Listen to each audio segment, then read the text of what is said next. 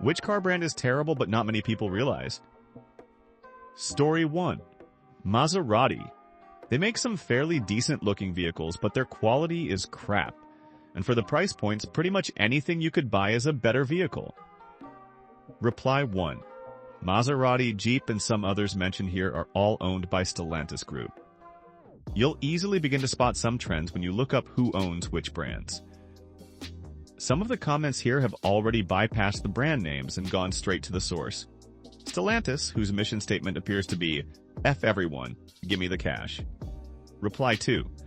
To be fair, most of the brands I've seen quoted here seem to come from Fiat Chrysler, part of the group. Although you should not ask about the Peugeot Citroën engine for Peugeot Citroën. Reply 3. The Peugeot engine is used in most Peugeot Citroën models of the last 10 years. Peugeot-powered cars are all over Europe, and it's a piece of châssis that might slowly sink Peugeot Citroën.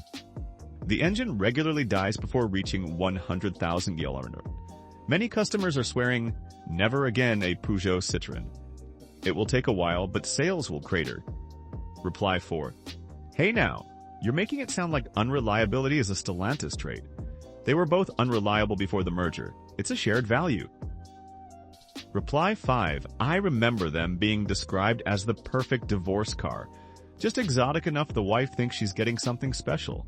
Unreliable enough the husband thinks he's getting some measure of revenge. Story 2. I can't imagine why anyone would pay for a Chrysler Dodge product.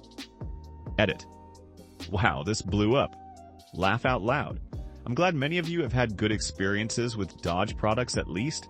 This is more of a statistically they have more problems than most other vehicles situation. Not an every single product they sell is going to fail in 6 months. Except for the Chrysler part. Those really do. Reply 1. The models you see on the road that are 10 years old are an indicator of reliability. That leaves pretty much just Chargers and the newest generation of Durangos. That's pretty much it from Dodge or Chrysler, Rams not included. Reply 2. Remember the Dodge Magnum? They made it for 4 years, and 4 years after they stopped, I think I never saw another one in the road. Reply 3. What amazes me is that they merged with one of the worst car makers in the world. Mercedes was great to get rid of them. Reply 4. This was also the same period where Mercedes went downhill. I think that Chrysler was the worst thing to happen to Mercedes. Their bean counters realized that cutting back on engineering would result in more profit, and since then, their cars have traded on their historical reputation for quality, a reputation they no longer deserve. Reply 5. I was shocked the first time I drove a Mercedes at how much cheap plastic there was in it. It was one of the 4x4 SUV ones, the M-Class, and the ride was awful too. Nothing about it said premium. Subaru is cheaper, better equipped, and prettier. Story 3. Former service advisor at a Dodge/Chrysler dealership. We knew all the Jeep owners, their families, how their kids were doing in school. Just loved all the performance bonuses I received because of them. Seeing them lined up when we opened the doors always put a smile on my face and dollars in our pockets. If they gave Jeeps away for free, Chrysler would still make a profit on repairs and service. Reply 1. Had a Jeep Grand Cherokee, can confirm. I thought mine was a lemon until the day I was hanging around outside the service bay, waiting for them to bring my Cherokee out to me when I struck up a conversation with a bunch of the mechanics having a smoke. They advised me on the down low to get rid of it as soon as possible, and never buy another Jeep. Because mine wasn't a lemon, it was just the way Jeeps were. I was shocked, but thankful for the advice. Story 4. Everything made by Stellantis. It's like they were perfectly created to drive the mechanics, the owners, and the salesmen nuts. Reply 1. Everything made by Stellantis. It's like they were perfectly created to drive. Well, that sounds nice. The mechanics, the owners, and the salesmen nuts. Oh, story 5. Range Rovers? People spend over $100K yeso to buy them, then end up in the shop getting fixed and spend who know how much to get them fixed. Always wanted to own one, but after posts and posts about how unreliable and how expensive they are to fix, I just lost interest in eventually owning one. and don't want to hear, if you have 100k EM1M to spend on RR, then you have money to fix it. That shouldn't be the case. Reply 1. The series on Jalopnik back in the day where one of their riders got a bumper-to-bumper warranty from CarMax on a gently used Range Rover, and then proceeded to smoke them for many times the purchase cost and repairs was a hoot. Reply 2. I like how you're describing Doug DeMuro as a Jalopnik rider. He actually made a video about the Range Rover warranty too. Reply 3. I couldn't remember if it was Doug or not and didn't have time to go digging. Shame that Deadspin and Jalopnik of that era got caught up on the Gawker/Hogan mess. Reply 4. I know 3 separate people who have had Range Rovers, and everyone got rid of them out of frustration. My uncle went back to the dealership his 3rd month of owning the car and asked for his money back because the second engine needed to be replaced. They wouldn't give him the full cost back. The wealthiest people in town had daughters that went to high school with me. One drove a Range Rover and had all the money in the world to fix it as needed. She gave it up because she got annoyed at it always being in the shop. Story 6. Jaguar. I remember back in the 90s my grandfather told me, if you buy a Jag, you better own the shop because that thing is always going to be in it. Story 7. The problem with this question is even manufacturers with a bad reputation have good models, and vice versa. It really depends on the model. Story 8. I live in a liberal arts college town, and Subarus are everywhere. And everyone raves about how dependable they are and how they are tanks. While also saying never buy a used Subaru because it for sure has a blown head gasket. Well, that's a pretty significant effing problem. I met a guy who makes his living just repairing Subaru head gaskets out of his garage. Reply 1. Can confirm. I bought a used Subaru and it burnt a quart of oil between each tank of gas. Sold it to some guy who redid the head gaskets and flipped the cars for profit. Reply 2. This is a bit of a stuck in the past kind of thinking about Subaru. It's actually rated above Toyota currently. Story 9. Everyone who owns a Subaru seems to have a catastrophic breakdown, but doesn't seem fazed. It is strange to me. My Subaru has 200,000 miles on it and I've only replaced the engine twice. A friend of mine actually said that to me like that was acceptable. Reply 1. I had an 07 WRX I bought brand new and that car never failed me at all. Sure, the clutch went at the 9-year mark or so, but that was an eventuality. Other than the routine things, brakes, oil changes, etc., it was flawless. Hands down, it has been the best and most reliable vehicle I have ever owned. Reply 2. My dad drives a 20-year-old Outback. My wife has a 12-year-old Impreza wagon. The things people talk about failing on them are things that fail on all cars, and far sooner than they do on Subarus. There was an issue with head gaskets in older models like 2006 and 07s, but if the biggest issue someone can name is a bad batch of engine seals in models almost 20 years ago, I'm not going to call it a crappy brand. Reply 3. Subaru had at the time, not sure now, an incredible reputation for reliability and safety. The instances I know about where things went bad were due to the driveway models making either poor decisions or doing crappy installs. I got into the tuning scene pretty heavy with my car, but I had 2 highly reputable shops. Do all the work I couldn't, or wouldn't, and didn't go for engine blowing power either. Even after everything I did, the car never so much as gave me a CEL. I would happily own another Subi again, and once my truck goes, I will probably start with them when it comes to shopping for a new vehicle. Reply 4. Subarus that catastrophically fail are usually tuner or off-road cars.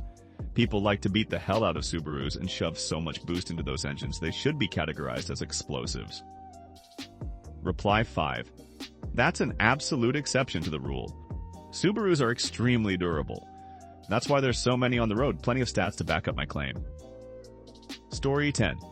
Not so much a brand thing, but the build quality for European premium brands varies according to the market they're made for and the factory in which they are made.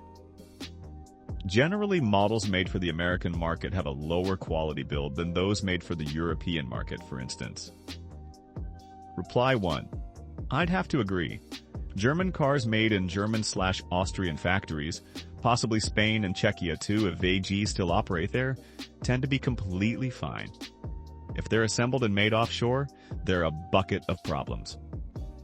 Story 11. I'm just happy no one said Volvo.